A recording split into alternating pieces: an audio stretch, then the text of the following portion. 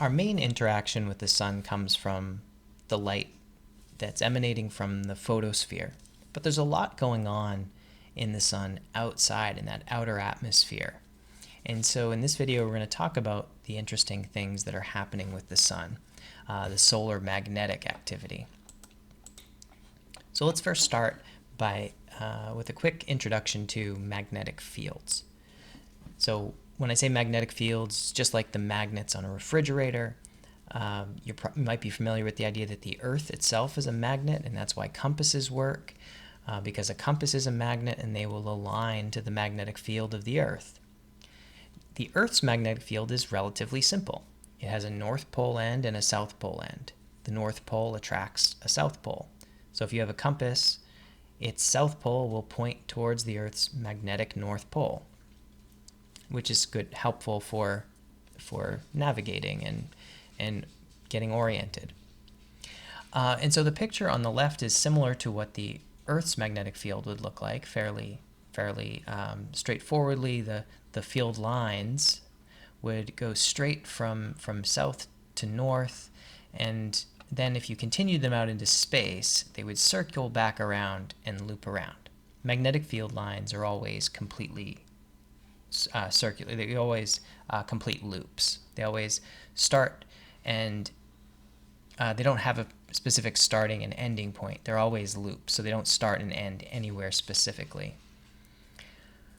But the sun has a very different magnetic field because the material of the plasma has differential rotation. That means the equator is rotating faster than the north and south ends. And so because of that, what would normally be a fairly straightforward series of loops for the magnetic field becomes a twisted, complicated tangle of magnetic field lines. Now, why that's interesting is because charged particles, and the sun is made of plasma, which are charged particles, they follow along magnetic field lines. They feel the force of magnetic fields. And so that's going to direct the flow of the plasma.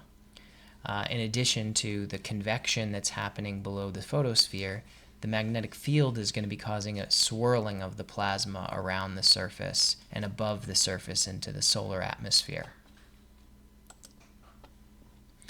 And those magnetic field lines are actually the cause of the sunspots. Those sunspots are indicating where the magnetic field lines intersect with the surface of the sun.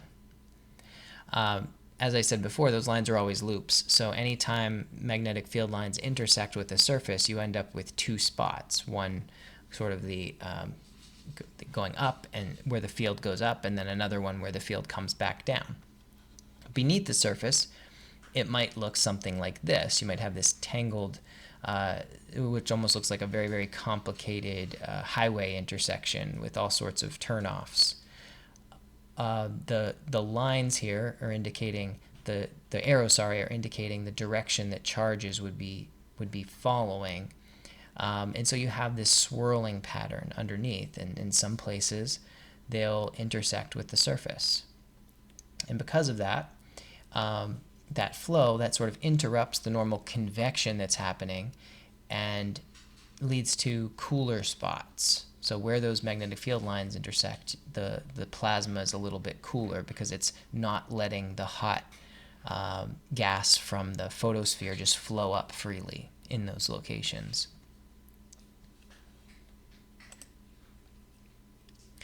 The sunspots, because the sun is rotating and rotating differentially, they move along the surface. So here's a time sequence showing a series of sunspots from March 2001 into April 2001, and you can see that it's on the left side of the sun over here and it's on the right side of the sun over here. So that sunspot's literally drifting over a series of days, and you can watch it.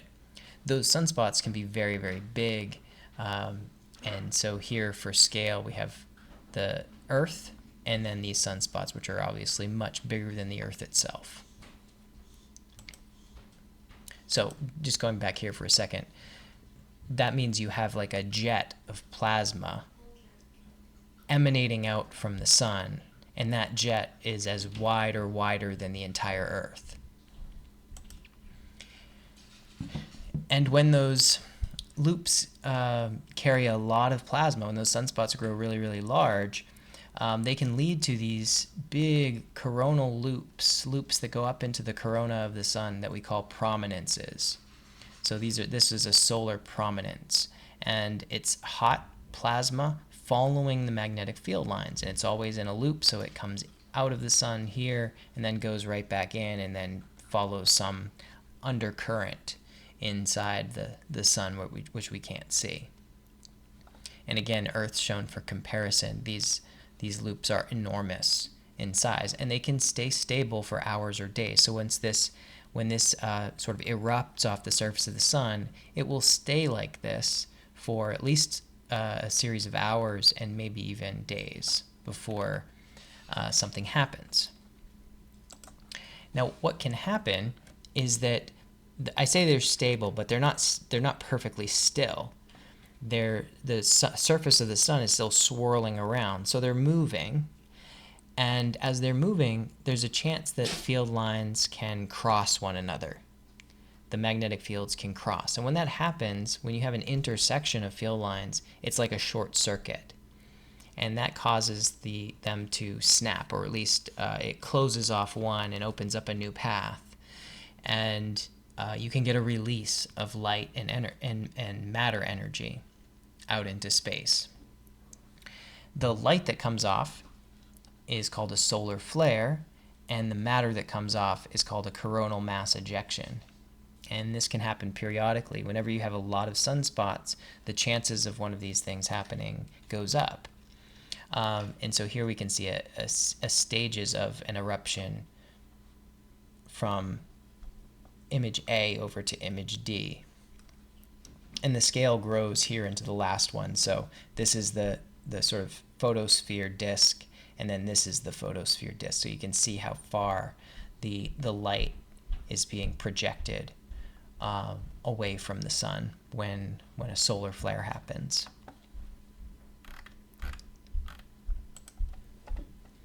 Now for us here on Earth, this does matter, and we have a satellite called the Solar Dynamics Observatory that monitors the solar activity of the sun because we have lots of electronics and we have lots of satellites in space, and when we get stream of charges coming our direction, we need to make sure to shut things down so they're not damaged because those electrical charges inside a circuit can overload the circuit really fast. But just in general, there is a stream of plasma of charges coming off of the sun, sort of drifting off of the sun, and that's called the solar wind. It's separate from solar flares. It's sort of like a mist coming off of the sun and spreading out into space. And occasionally that leads to a really pretty phenomenon that we call aurora. And if you've lived in closer to the North Pole, even closer than New Hampshire, you might have seen this on a regular basis. Certainly in northern Canada and regions like that, they see the aurora pretty regularly. Anytime the Earth's magnetic field is aligned just right with the solar wind, and there's a nice stream of charges, those charges get captured by the Earth's magnetic field, and they get directed towards the poles. So you have a stream of charges going to the North Pole and a stream of charges going to the South Pole. When they pass through the atmosphere, they'll run into oxygen molecules and nitrogen molecules and create and trigger them to have their electrons jump energy levels, and then when they come back down, they release green light and pink light, and so you'll see these phenomenon in the polar regions on a fairly regular basis. And so it's a pretty thing. It's a nice natural occurring phenomenon where you can get really picturesque views, but it's also something we need to be aware of for practical technological reasons, because these charges coming into our vicinity, our low Earth orbit, where we have satellites, or into the atmosphere and down to the ground where we have other instrumentation, we need to be prepared for those things, and we have monitoring systems to keep track of the solar activity. The last thing on the solar activity is that it goes through an 11-year fluctuation period. And so in the picture here, you can see about a decade, so an 11-year period, 1996 to 2006, where it starts out with very little solar activity. So the more activity, the brighter spots you're going to see. And then in 2006, we have returned to very little activity, where in 2001, we had the maximum. So this would be called solar maximum, and these two would be called solar minimum. And it takes about 11 years to cycle all the way through. Here is the data we have, which has been tracked dating to 1750. And the y-axis is the number of sunspots. So you can see that and this is monthly average. So in 1750, there was like 150 sunspots per month. But then you fast forward 11 years, or I guess this wouldn't be 11 years, this would be 5.5 years from maximum to minimum, and we're down to almost 0 sunspots. And then you fast forward another 5.5 years and we return to solar maximum. And so this cycle has gone on. It's not perfectly 11 years, but it's pretty close to 11 years. Peaks, solar maximum, minimum, following that.